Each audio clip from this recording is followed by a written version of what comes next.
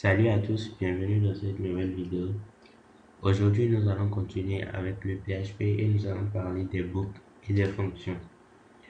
C'est quoi une boucle? Une boucle nous permet en PHP d'exécuter plusieurs instructions dans un seul bloc de code. Donc, on écrit des boucles pour pouvoir exécuter des instructions qu'on est obligé de faire plusieurs fois dans le code en une seule fois. Donc, nous écrivons un bout de code que nous allons juste utiliser pour faire les vérifications tout au long de notre programmation. Maintenant, nous avons plusieurs types de boucles. Nous avons les boucles de type for, les boucles de type for each. Nous avons également les boucles de type un instant. Nous avons les boucles de type while. Ok. Le premier c'est for each. Nous avons les boucles de type while. Et nous avons aussi les boucles de type do while dont je ne vais pas trop parler dans cette vidéo. Nous allons commencer avec les boucles while. Les boucles en fait vont parcourir un bloc d'instructions tant que nous avons défini une condition qui est vraie. Définissons une variable ici. Je vais définir une variable nom qui est égale à 1 par exemple. Maintenant, je vais faire une boucle while dans laquelle je vais mettre une instruction. Je fais une boucle while et puis je mets ma condition ici. Donc, lorsque ce nombre-là est inférieur ou égal à 10, on va exécuter cette instruction. On va lui faire un écho du nombre en question.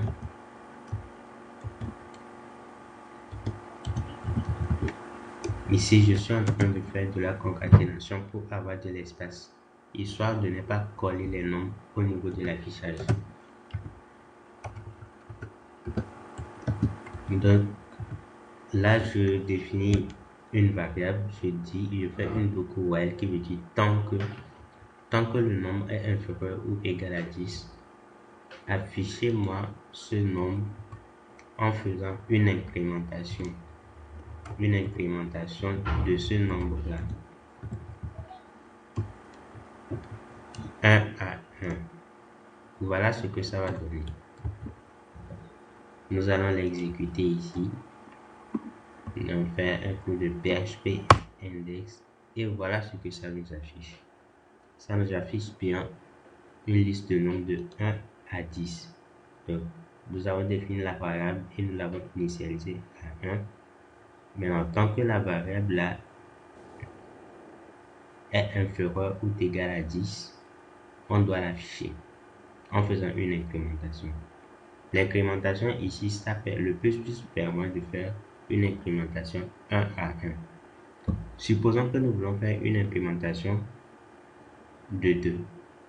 Il suffit juste de faire ceci. L'implémentation, le plus ça veut dire implémentation égale à 2. Réexécutons notre code et nous allons voir, nous passons de 1 à 3, de 3 à 5 et de 7 à 9. Là, nous avons une implémentation. Voilà un peu comment s'utilise la boucle while.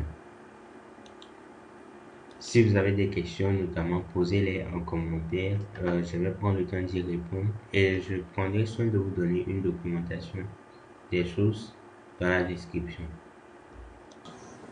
Maintenant, nous allons essayer de faire une addition de nombres à 1 ou 2.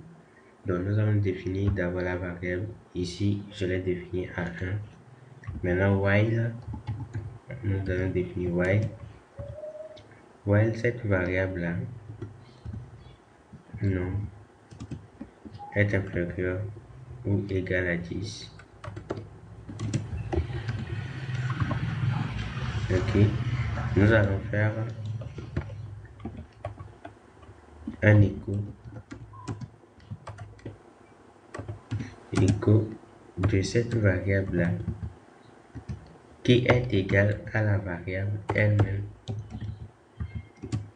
plus 1, ce qui permet de faire une complétion, c'est-à-dire une addition de 1 à chaque nombre pour afficher un résultat. Ici, nous aurons comme résultat ceci. Vous voyez, nous aurons comme résultat 2, 3, 4 jusqu'à 11.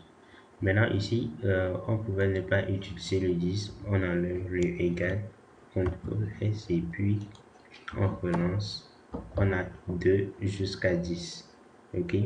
On pouvait également faire cette addition avec n'importe quel nombre et ça pouvait être aussi de la multiplication ou de la division. Donc voilà un peu comment cela marche. Maintenant, nous allons essayer de voir aussi comment s'utilise la boucle for. La boucle for, c'est un peu sur le même principe. Elle va parcourir un bloc de code un nombre de fois tant que la condition est vraie. Définissons une variable de la x, par exemple, de la x qui est égale à 1, toujours. Ok. Et nous allons faire un for cette variable-là de la variable x, de la x, ok, égale à 0.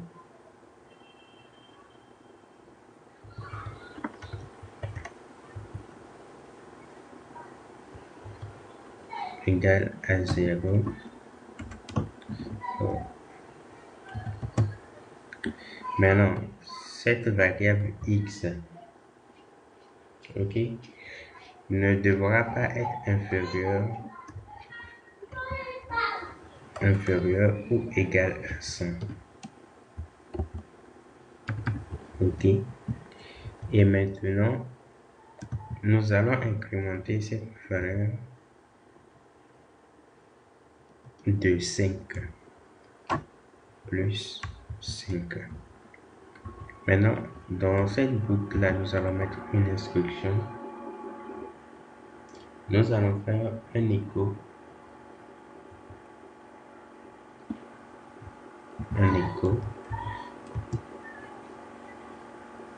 de cette variable $x. Je pense que c'est une erreur.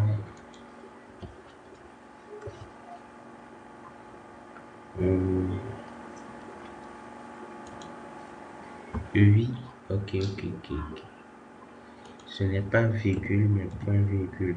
Si je me trompe. Voilà. Ok. Voilà, c'est bon, c'est point virgule. Nous allons exécuter ceci.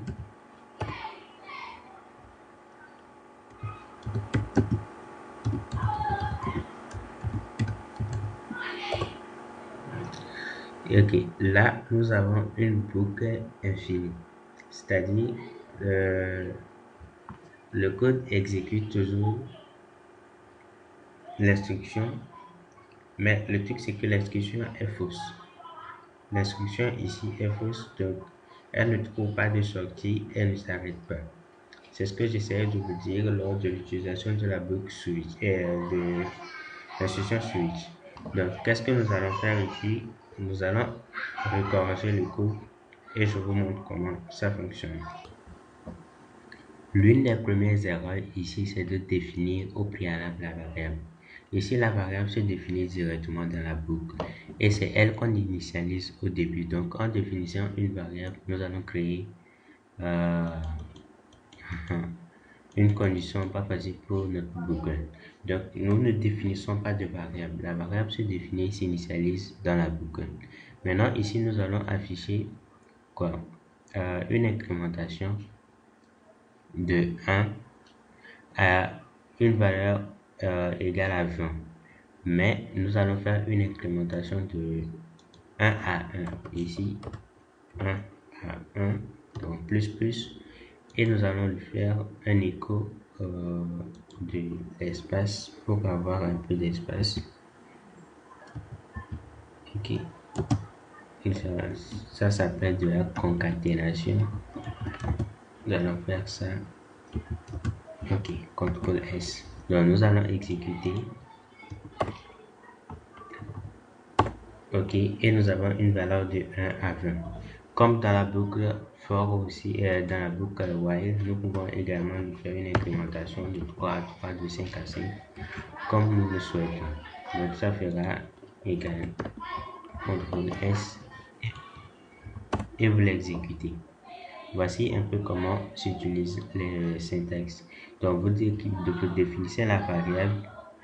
Ok, vous définissez la variable, vous lui donnez une condition et vous l'incrémentez. Ici, il suffit juste de mettre les instructions, vous les affichez, vous les récupérez et au fur et à mesure, vous évoluez. Parlons maintenant de la boucle for each. La boucle for each. La boucle for each s'utilise généralement sur les tableaux. Ok, elle s'utilise généralement sur les tableaux. Donc, qu'est-ce que nous allons faire? Nous allons définir un tableau tout de suite.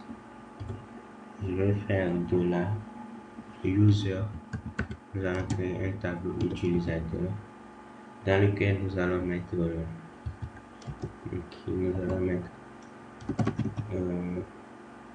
deux utilisateurs. Je vais mettre user 1, ok, et je vais lui attribuer des attributs, des valeurs. Donc nous aurons son nom ou bien son ID plutôt, l'ID qui sera égal à son adresse email par exemple, id quelque chose .com. Il aura son mot de passe, password, ok, et nous allons lui donner comme password 1, 2, 3, 4. 1, 2, 3, 4. Ok, ça c'est le premier utilisateur. Donc ici, j'oublie de mettre virgule. Ici, je mets une virgule et je vais créer un deuxième utilisateur. Donc je copie ceci que je vais coller ici pour ne pas longtemps. Donc je vais mettre user2. Nous allons changer l'ID ici. Nous allons mettre un truc un peu bidon. Et pour le mot de passe, AZERTY. Ok. Maintenant, nous allons faire une boucle for each. La boucle for each, je disais tantôt, est utilisée pour parcourir des tableaux. Donc, qu'est-ce que nous allons faire? Nous allons parcourir le tableau en faisant ceci. For each $user,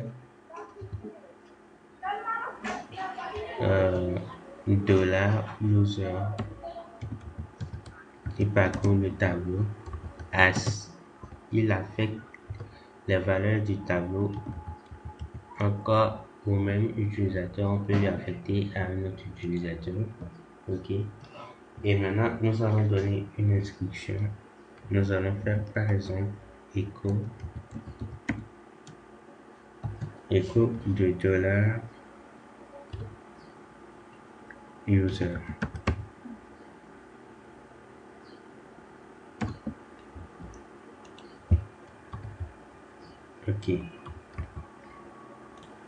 Ok, maintenant nous pouvons exécuter ce code ci présent.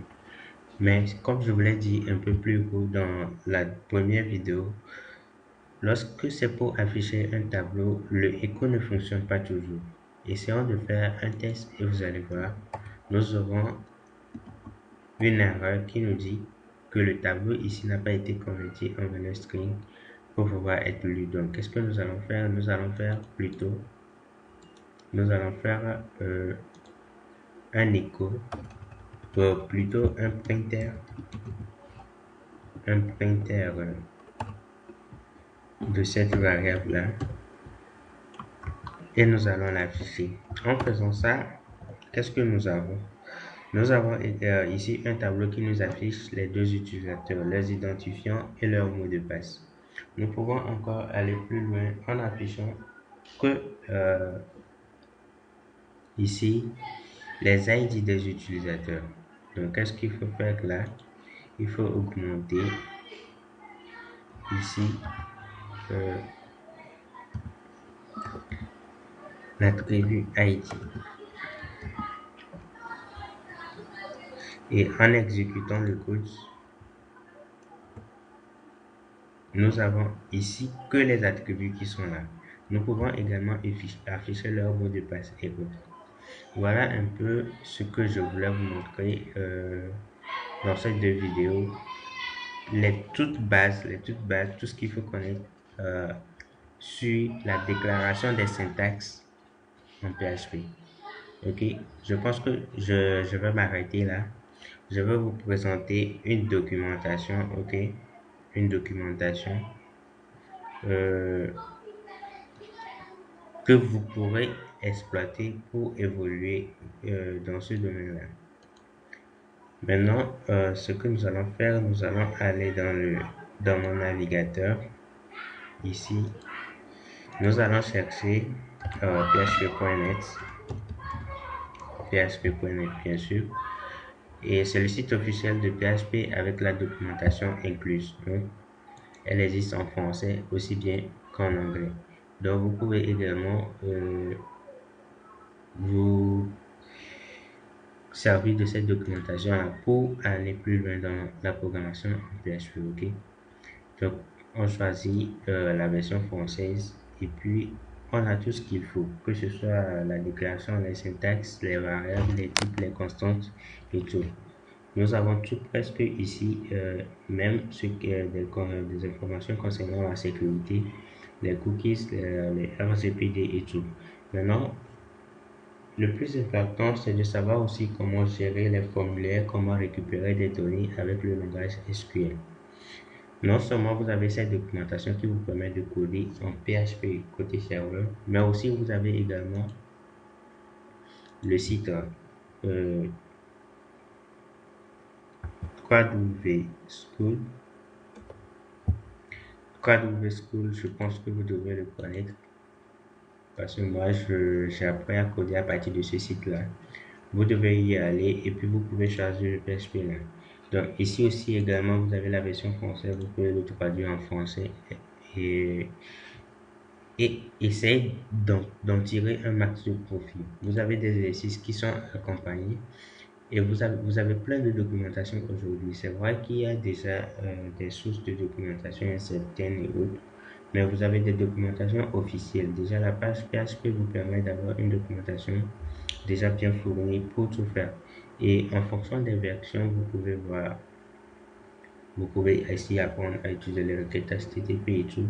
Vous avez plein de données, plein de données en ligne.